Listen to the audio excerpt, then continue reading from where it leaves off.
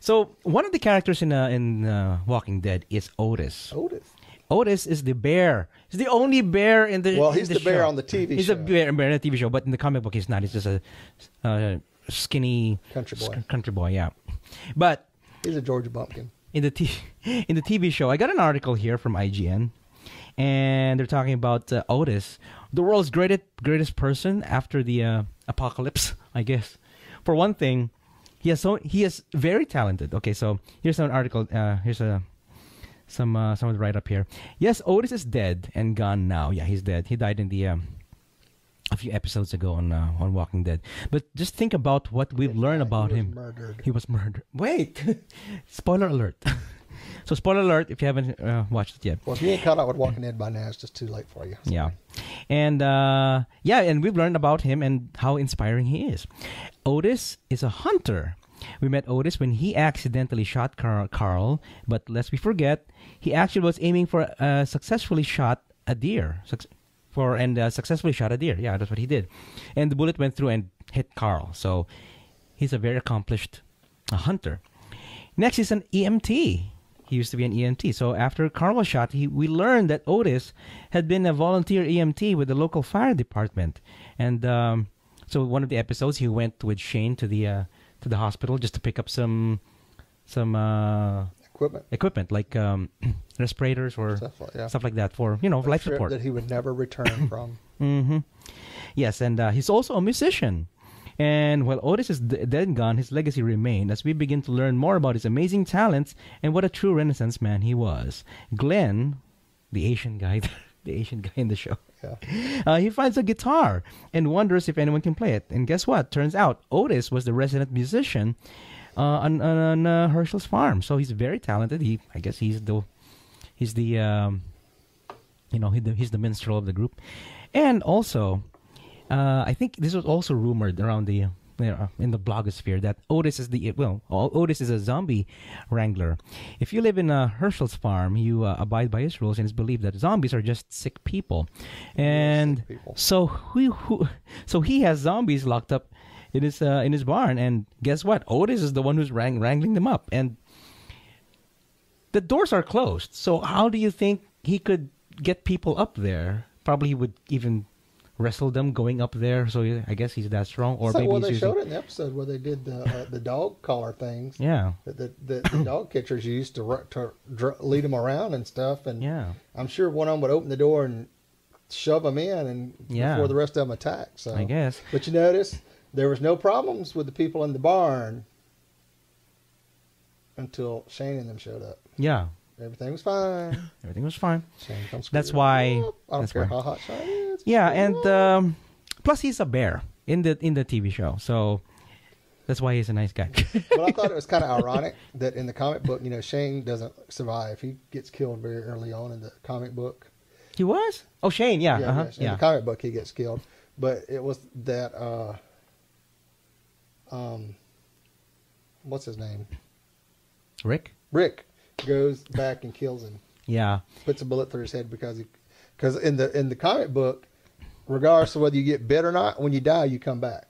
Yeah. And they don't seem to be playing that angle on the TV show. Yeah. As much. If you let's say natural causes. Yeah, you get a gunshot and you die because of a gunshot, you'll return as a zombie simply because you died.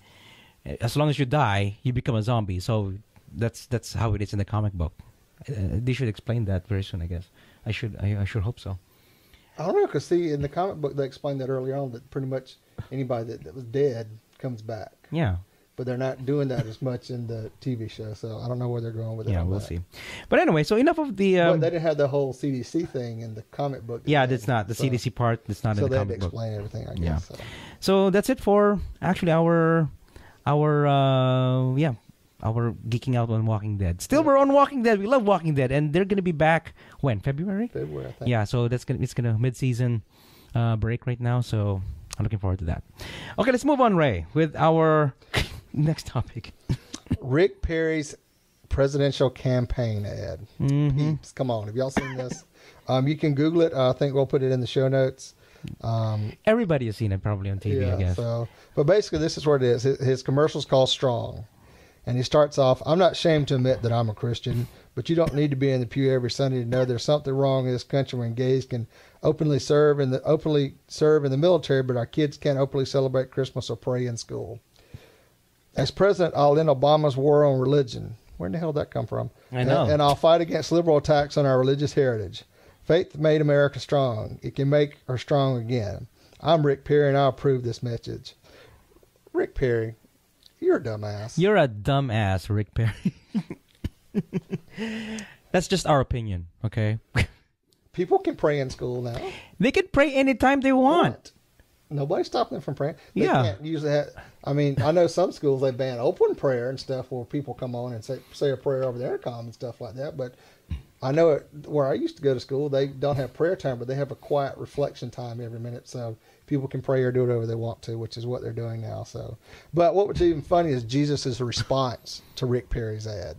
Yeah. Basically, Jesus called Rick Perry an a-hole. Yeah, he's called a-hole. Yeah, I'll put the links on the link on the website. We don't have the transcript of that one though, but it's really funny because it's very funny. So it's very funny because it's like him, just walking. There's so many on YouTube right now that is parodying. There are even 2 girls who are also Christians that they're also Christians, but they do not approve of what Rick Perry is saying. Yeah, so and I'm a Christian. I don't approve of what Rick Perry is saying. So yeah, well, yeah, I'm a non-practicing Catholic. Let's just face it. Newt Gingrich is probably going to be our next Republican presidential nominee. So. Yeah, most probably yes. And actually, there are other spoof. There's other spoofs on Rick Perry because he's wearing the Brokeback Mountain jacket. Yeah, there's also a Brokeback Mountain parody on that one. So I have to look for that, but I'll put the links on the website and to show you guys. So yeah, okay. So next topic is about a birth defect. A birth defect, and that is called hypospadias. Is that how? I think that's how it's. I think that's how it's said. I'm trying hypospadias. Hypospadias. It's a birth defect of the urethra in the male that involves an abnormally placed urinary meatus, which is basically the opening in the head of your penis, where the pee comes out and the cum comes out. Your pee hole. Your pee hole, yeah. Not your pie hole, your pee hole. Your pee hole. And on some people, this gets moved around, depending on some kind of I'm sure some genetic defect or something that somebody does. But instead of opening at the tip of the penis, the hypospadic urethra opens anywhere along the line of the urethral groove, which is kind of up under. If you take your penis and lay it on your stomach, that's the urethral groove right there. If you take your finger from your balls and out. But the hole can appear anywhere in there. So, and they have different stages of this. Let's see. The urethral meatus opens up at the underside of the gland of the penis in about 50 to 75% of the cases. These are categorized as the first degree hypospadias. Hypospadias. That means it's like right up under the head or somewhere. The second degree, when the urethra opens on the shaft, so somewhere between the head and on the shaft, it opens up along there. And then third degree is when the urethra Franklin. Well, the urethra Franklin opens up on your perineum, occur up into 20 and 30% cases respectively. The most severe degrees are more likely to be associated with chordee, in which the phallus is incompletely separated from the perineum or still tethered downwards by connective tissue, or which undescended testicles. So, undescended testes. Yeah. So this was brought to light by somebody this week to me, and it's something I never knew about. I know people that go and modify their penis and put holes where they're not supposed to, where they're not naturally occurring. Mm-hmm. So, and they have to pee sitting down. I know people that do that, but none of it as a birth defect up until this week. But I've heard of this with somebody. Actually, I'm not going to say any names, but I know he's a bear, and he is he used to be he's a comedian, and he's a reality TV show before. But I'm not going to say any names. I'm not sure. But as far as I know, allegedly, somebody said, yeah, to my second cousin, twice removed, neighbor, the neighbor, he's not connected at all. So. No, but I think he mentioned one time before that he had something like this. And it says condition, but I don't know if it's true. We'll see. And I don't know how common this is. I've never run into it before. Me neither. I haven't. I mean, I've seen videotapes and pictures of guys that have altered their penis in ways like splitting the head of it or punching the hole. Or I know there's a couple guys that have to sit down to pee because the hole is way back, like on the third degree, where on the second degree where it's back further back or stuff like that. And they've medically had that done. They've gone to Mexico to have it done. Can you fix it though? Can you fix it? I don't know. I don't know. Is Avengers All listeners, do any of y'all have this issue? Or do y'all know more about this? Or do you know somebody, if you want to call in and talk about it, call in at... Call in if you have an hypospadias. Spadias. Okay. All right, so... Yeah. So, and that leads into... Wolf, what a bear. So. Yeah, that's it. Nice butt. Yeah, sure. So what's your number? Can I buy you a beer? Do you work out a lot? Do you come here often? Wolf, what a bear. Our Wolf Water Bear this week is Russ. He's 43 years old, stands 6'3" tall, weighs in at 215 pounds, or 15 stone, because he's English. He loves beards and mustaches. He's an open, honest relationship with his man of 19 years. They met at university, and he's a musician by trade. He teaches pop stars and musical theater performers to sing. Though I also own my own company, which cleans buildings in the West End of London. Yes, I do like to sing and dance during sex. Okay, how do you do that? Having sex and dancing? Can you? I don't know. It's all acrobatics, man. It's all acrobatic. That's amazing. I'm sure John Barrymore does the same thing. I bet. So, and I'm a very cheeky monkey still at 43. Nice. Good. I like to make rubber clothes and gear on the weekends. This is a new hobby. I went to a course that's at the start of October for my birthday. Yep. And this is Russ. That's some of the stuff he's made. Yeah, that's his rubber gear. I went on a course to start out to my birthday, and I love it. The only drawback is the glue. It's worse than stale poppers. Keep ventilated or a bad headache. Oh, no. Trying on a piece for the first time is a wonderful feeling. It makes him proud and horny. Mm-hmm. I also want to mention that I wrote and directed a pantomime last year. And what is a pantomime, Maynard? No, it's not. No. It's a play in... It's like a comedy show in a play, something like that in Europe, right? All right, listeners, y'all write in and jump him about that. Since y'all did it to me, y'all make sure y'all correct him like y'all did me. And we only talked about that. I think it was. We talked about it a few episodes. I can't remember, but it's a kind of play with over the head jokes and stuff like that the both kids and adults can enjoy. Okay, right. I do a charity show with all London's interior designers every 3 years. It's called Snow White and the Seven Designers. We had costumes designed by the leading fashion designers. You guys really should see a pantomime. They are so funny and rude, and yet safe for kids to watch. There you go.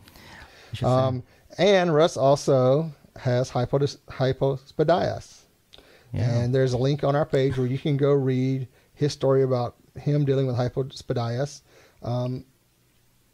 with his life. Yeah. And he also says that for some reason in Europe, it's common to have Hypospadias? Well, no, it's not common, but it's like very closeted about it.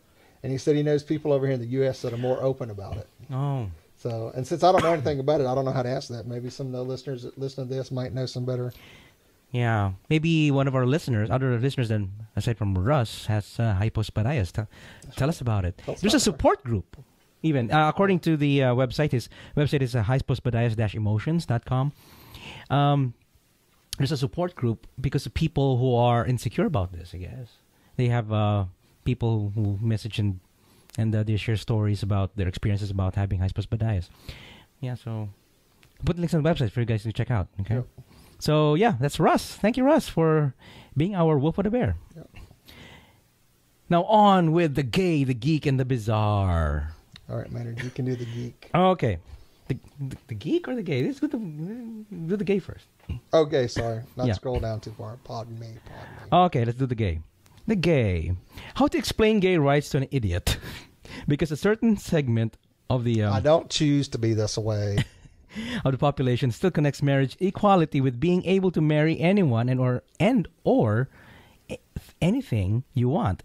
It's kind of messed up, and that still needs to be explained. So... Okay. So what they're saying, so basically what they're talking about here is